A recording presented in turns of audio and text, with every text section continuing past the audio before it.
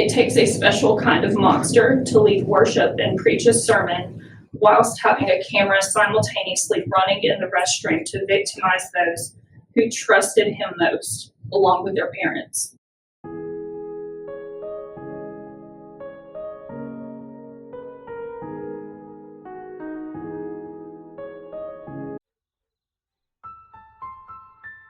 The small town of Gownsville, South Carolina, was rocked by scandal in 2023.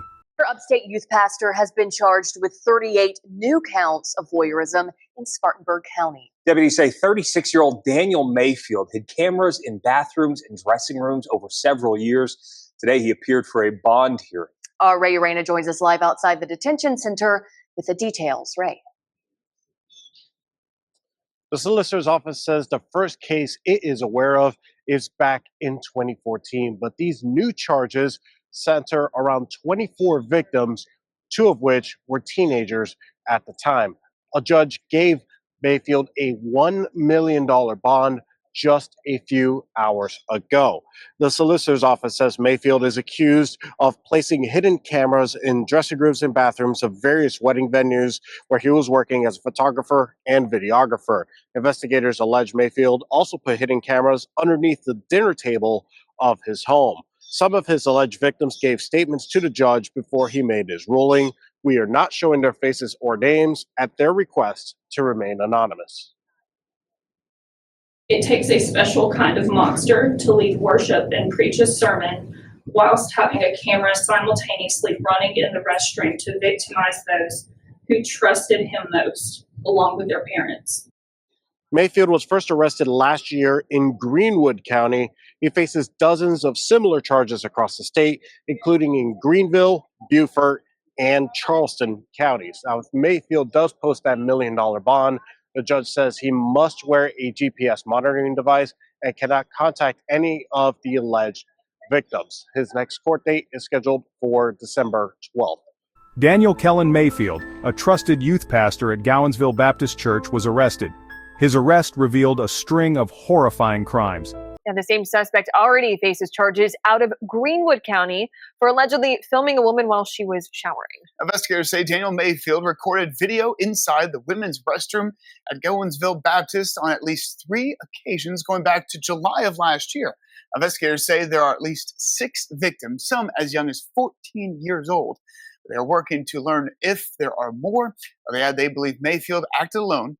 Mayfield was arrested earlier this week in Greenwood County, but deputies say he confessed to these additional crimes during that initial arrest. A church released a statement this afternoon saying Mayfield was fired and law enforcement was alerted as soon as the church learned of the illegal activity. They add, quote, "We remain dedicated to providing a safe worship environment and we will be ever vigilant in protecting all persons involved in any of our events." Mayfield will be brought to Greenville County to face those new charges. Mayfield, entrusted with the spiritual guidance of young lives, had exploited that trust in the most heinous way imaginable. His case stands as a stark reminder of the dark reality of child sexual abuse, even within the presumed safety of religious institutions. The betrayal cut deep, leaving the community grappling with shock and disbelief. How could someone in a position of such authority commit such horrific acts? The case brought to light a painful truth. Abusers often target positions of trust, using them as a shield to exploit the vulnerable. Mayfield's actions shattered the sense of security within the church walls and left a community struggling to heal. This case is not an isolated incident. Sadly, it reflects a larger pattern of abuse within religious institutions. The power dynamics inherent in these settings can create opportunities for predators to operate undetected. The trust placed in religious leaders, coupled with a culture of silence surrounding sexual abuse, can make it difficult for victims to come forward. This case underscores the urgent need for proactive measures to prevent abuse and protect children within our churches. The impact of Mayfield's betrayal extends far beyond the immediate victims. It has shaken the faith of many, leaving them questioning the very foundations of their beliefs. The scandal has also sparked a necessary conversation about accountability within religious institutions. The case serves as a stark reminder that churches must prioritize the safety and well-being of their most vulnerable members. The charges against Daniel Kellen Mayfield paint a chilling picture of a predator who abused his position of trust for years. Initially arrested for voyeurism, Mayfield soon faced over 160 charges related to sexual exploitation and abuse. The allegations against him included secretly recording girls as young as 14 in the church bathroom. Mayfield's crimes extended beyond the church walls. He also faced accusations of filming bridal parties, changing clothes, and using the bathroom while working as a wedding photographer and videographer. His actions reveal a calculated pattern of deceit and manipulation, using his various roles within the community to gain access to and exploit his victims.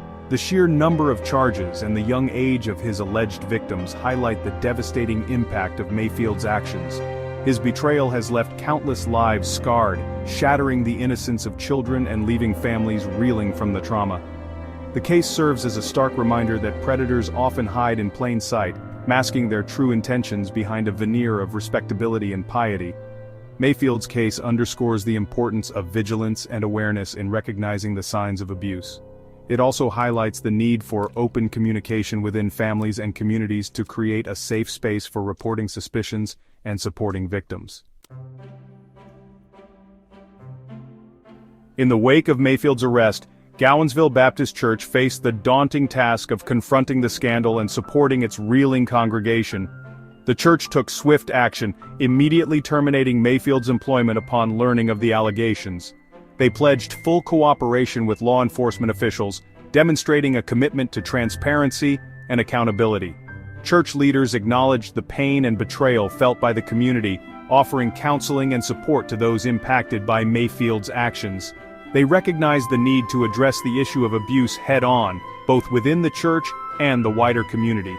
Their response, while grappling with the immense shock and grief, prioritized the well-being of the victims and the need for healing. Gowensville Baptist Church's response, while commendable, represents only the first step in a long and arduous journey of healing and rebuilding trust. The church must remain committed to creating a culture of safety and accountability, ensuring that such a betrayal never happens again. This includes implementing robust child protection policies, providing ongoing training for staff and volunteers, and fostering an environment where victims feel safe to come forward. The church's experience serves as a valuable lesson for other religious institutions. It highlights the importance of proactive measures to prevent abuse, as well as the need for a compassionate and transparent response in the aftermath of such a tragedy. By prioritizing the safety and well-being of their congregation, churches can begin to rebuild trust and create a safer environment for all. The case of Daniel Kellen Mayfield serves as a chilling reminder of the vulnerability of children, even within the presumed sanctity of religious institutions.